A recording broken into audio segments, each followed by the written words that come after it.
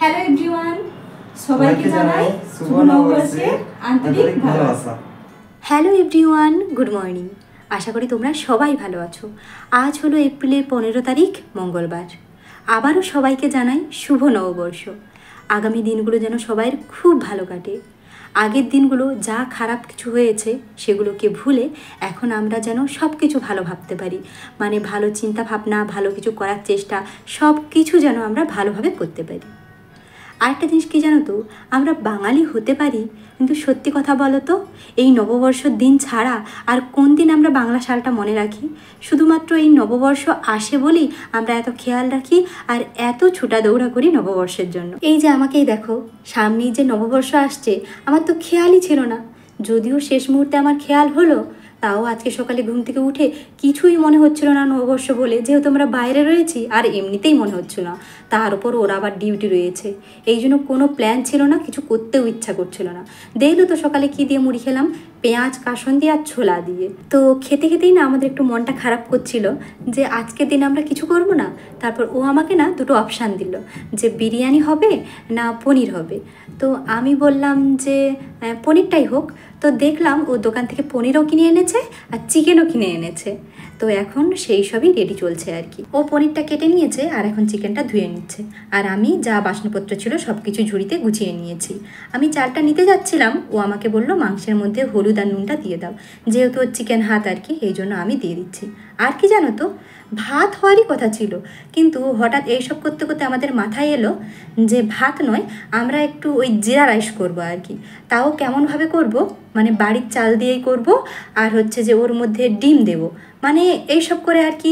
পোলাও, জিরা রাইস যা বলতে পারো, মানে এটাকে কি বলা যায় আমি জানি না, মানে অমন কিছু একটা হবে আর কি, ভাত ভাজা বলা যেতে পারে, ওরকম কিছু একটা হবে। তো যাই হোক, আমি সব কিছু দিয়ে দিয়েছি। আর এই ডিবাটার মধ্যে রয়েছে ওর সিক্রেট মশলা, মানে যা কিছু মশলা, মানে যেমন দারুচিনি, এলাচ, লবঙ্গ, আরও যা যা জায়ফল জায়ত্রী মনে হয়েছিল, সব কিছু পেস্ট করে নিয়েছি আমরা। সেই গুঁড়োটাকে আমরা বলি সিক্রেট মশলা, সেটাই এখন দিয়ে দিলাম। তো এবার আমি এসেছি চাল নিতে। কতটা চাল নিব ওকে আমি জিজ্ঞাসা করলাম। এমনিতে আমরা 4.5 মুঠো বা 5 মুঠো চালের ভাত করি, কিন্তু আজকে যেহেতু একটু স্পেশাল সব কিছু রান্না হচ্ছে, এই জন্য চালের পরিমাণটা একটু বেশি। আর রাত্রে আমি একা খাবো, এই জন্য আর একটু বেশিই নিয়ে নিয়েছি। আর ওইদিকে পনিরটা ভাজা হয়ে গেছে, আর ও এখন ওই আলু এইসবগুলো ভেজে নিচ্ছে। আর আমার দেখো এইসব করতে করতে ভাতটাও হয়ে গেছে। অল্প করে ফুটিয়েছি, কারণ ওই যে একটু পোলাওর মতো করবো না, তাই আর কি। আর দেখো ওইদিকেও কড়াটা বসাতে যাচ্ছিলো, কিন্তু কি হচ্ছে জানো তো, কিছুদিন ধরে না ওই পাশের গ্যাসটা একটু ডিস্টার্ব করছে আর কি। মানে যখনই লাইটারটা জ্বালাচ্ছি খুব দপদপ দপদপ করছে, ভালো করে জ্বলছে না, বারবার ধরে জ্বালাতে হচ্ছে আর কি। আর এদিকে 200 পনির এনেছিল, কিন্তু দুইজনই খেয়ে খেয়ে আমরা 100 পনির করে ফেলেছি। আমাদের কত ট্যালেন্ট দেখেছো। আর ওদিকে ভাতটা আমি কড়াতে ঢেলে দিয়েছি, আর ওই ভাতের মধ্যে দিয়েছি ডিম, জিরা, এলাচ, লবঙ্গ, দারুচিনি এইসব দিয়েছি, অল্প করে চিনি দিয়েছি, লবণ দিয়েছি। আমি এখন টেস্ট করতে যাচ্ছিলাম, এমন কামড়িয়েছি বাপরে বাপ, আর এমন কামড়িয়েছি আমি না টেস্ট বুঝতে পারিনি। তারপর ওকে আবার টেস্ট করালাম, আর আমার গালটা যেন পুরো যন্ত্রণা করছে। আর এই দেখো এখানটা কি করে রেখেছি, যেদিন ভালো কিছু রান্না বান্না হয় সেদিন যে গোটা 4-5টা আমি কি করে ফেলি, গোছাতে গোছাতে দম বেরিয়ে যায়। আর এদিকে রাইসটা হয়ে গেছে, আমাদের তো বড় কিছু জায়গা নেই, এই জন্য আমি হাঁড়িতেই ঢেলে নিচ্ছি। আর আমার কাজ দেখো আমি কি করেছি। আমার কি মনে হলো জানো তো, আমি নিজে করিনি, ওরা ইচ্ছা করে ওরকম করেছে, আমার শুধু কাজ বাড়ানোর জন্য। এদিকে কাজ করতে করতে আমি পাগল হয়ে যাচ্ছি, আর এদিকে দেখো একটা একটা করে কাজ বাড়ছে। তো যাই হোক, ওখানটা ভালো করে ভাতটা গুঁড়িয়ে নিয়েছি, পরিষ্কার করে নিয়েছি। এখন এই সব কিছু গোছাতে হবে। তো ওদিকে ও রান্নাটা করছে, আর এদিকে জিরে গুঁড়ো আর হলুদ গুঁড়োটা শেষ হয়ে গেছিলো, আমি সেটাই ঢেলে নিচ্ছি। জিরে গুঁড়োটা আমরা ঘরেই পেস্ট করেছি, আর এই হলুদ গুঁড়োটা আমার মা পাঠিয়েছে বাড়ি থেকে। এত কাঁচা গন্ধ, আমি ঢালছি আর হ্যাঁচো হ্যাঁচো করে হাঁচছি। আর দেখো কাজ বাড়ে কি হারে। ওদিকে তখন ভাতটা পড়ে গেছিলো, আর এদিকে হলুদটা পড়ে গেছে। আমি আর পারিনি, যেই কাজটা করছি সেটাতেই এলোমেলো হচ্ছে। তো যাই হোক, আবার এইখানে এই কাজটা করতে বসলাম আর কি, মানে একটার পর একটা চলছে। তো যাই হোক, ওদিকে রান্নাবান্নাটা ওই করছে। এইসব রান্নাবান্না হলে না আমি করি না, আমাকে খুব ভয় লাগে। যদি খারাপ হয় তার থেকে ওই করুক, ওকে আমি হেল্প করে দেবো সব কিছু। আর জানো তো, ওনা খুব সুন্দর রান্না করে। আর আমি এখন যেখানে যা বাসনপত্র ছিল সব কিছু ধুয়ে কাজটা একটু এগিয়ে রাখছি। আর এদিকে দেখো চিকেনটা হয়ে গেছে, চিকেন কষা থাকবে, আর ওদিকে পনিরের গ্রেভি হবে, সেটাই এখন হচ্ছে। আর আমি এখন রাইসটা বেড়ে নিচ্ছি।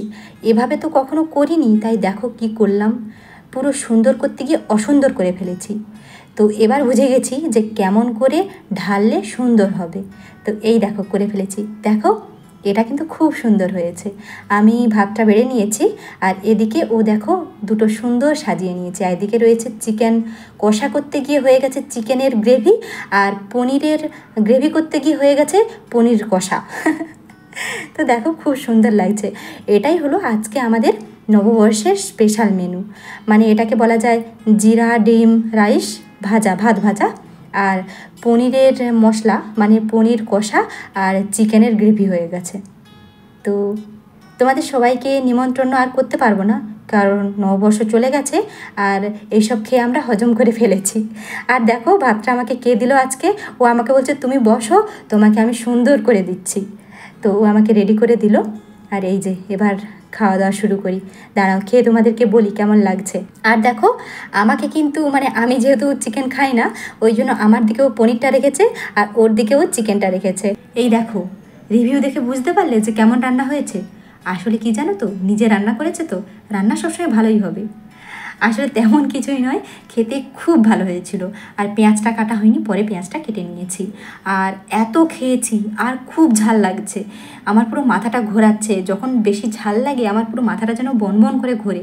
এই জন্য ও নিচ থেকে এই ঠান্ডাটা কিনে এনেছি, এখন আমরা সেটাই খাচ্ছি। আর এই যে ও এবার ডিউটিতে চলে যাচ্ছে। আর যাওয়ার সময় দেখো সেন্ট মেখে যাচ্ছে। আর আমি ওকে বললাম আমি বাসনপত্র ধোবো, আমাকে একটু সেন্ট দিয়ে দাও।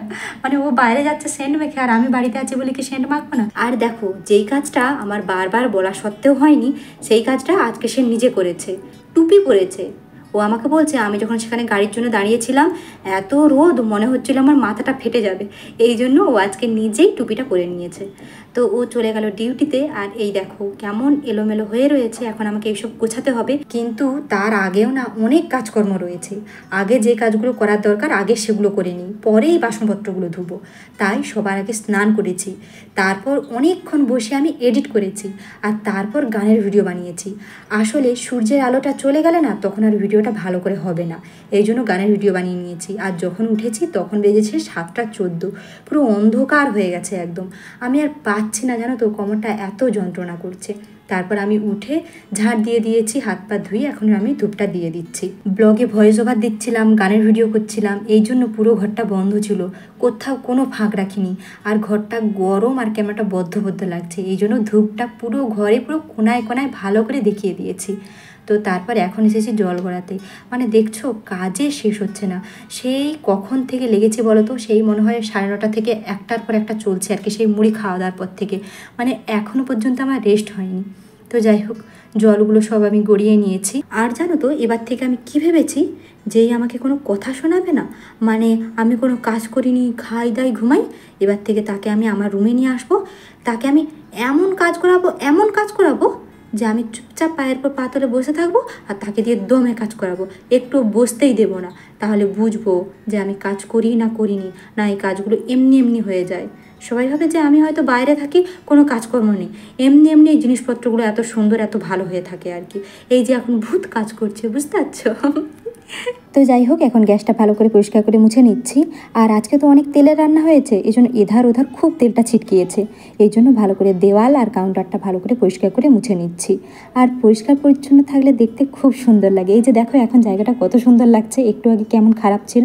আর এই যে এগুলো সব আমার রাত্রের খাবার, পনিরও রয়েছে আর ওই পোলাও রয়েছে আর চিকেন রয়েছে। ও আমাকে কি বলে গেছে জানো তো, আমি ডিউটি থেকে এসে আবার চিকেন দিয়ে মুড়ি খাবো, সেই জন্য চিকেন রয়েছে। তো যাই হোক এখন আমি বাসনপত্রগুলো ধুয়ে নিচ্ছি। কটা বাজতে যায় বলো তো, এখন 8টা বাজতে যায়। মানে আজকে সারা দিনটা গাড়ি চলছে, আর পাচ্ছি না জানো তো। আর দেখো স্টোটা আমি রেখেছি, প্রত্যেকবার আমি এভাবে মানে ঠান্ডা খাই আর ধুয়ে ধুয়ে রেখে দিই। তো যাই হোক এই যে বাসনপত্র ধোয়া হয়ে গেছে, এখনও কাজ বাকি। এখন আমি শরবত ভেজাবো, 2টো গ্লাস নিয়ে নিচ্ছি, একটাতে ওর একটাতে আমার। আর এই শরবতটা ভেজাতে গিয়ে হঠাৎ আমার মনে হলো বাইরে থেকে খুব একটা চিৎকার আসছে, আর আমি তো গল্প শুনতে পাচ্ছি না, এই জন্য গল্পটা বন্ধ রেখে দিয়ে মানে শুনছিলাম আর কি, বাইরে কেউ ডাকছে কিংবা কোনো কিছু আওয়াজ নাকি।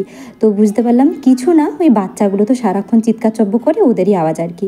এই যে এদিকে শরবতটা ভেজানো হয়ে গেছে, আমি যেটা খাই সেটা তোমাদেরকে জানিয়েছি, আর ও তো খায় সাবজাবি, সেটাও তোমাদেরকে দেখিয়েছিলাম। আর এখন আমি একটু ফ্রি হয়েছি, ফ্রি বলতে এবার একটু পিঠ সোজা করার আমি সময় পেয়েছি, মানে ওই শুয়ে শুয়ে এডিট করব। তার আগে ভাবলাম একটু দরজাটা খুলে দাঁড়াই, মানে একটু বাতাস ঢুকবে ঘরের মধ্যে। ওইখানে ভাবিরা না জল ভরছিল, সেটাই দেখছিলাম। আর আজকে ঝাঁটানোর দিন, এই জন্য জুতোটা আমি তুলে রাখছি। আর সেই সময় ভাবি এলো, একটু দাঁড়িয়ে দাঁড়িয়ে গল্প করছিলাম। জিজ্ঞাসা করছে যে ভাইয়ার কখন ডিউটি, এটা সেটা এইসব আর কি। আর সেই সময় দেখো এই যে অনন্যা ঘরে ঢুকে গেছে। আর ওরা ঘরে ঢুকলে না পুরো সোজাসুজি আমার বিছানার উপরে চলে আসে, যেটা আমার পছন্দ হয় না, ওর মা বের করে নিচ্ছে।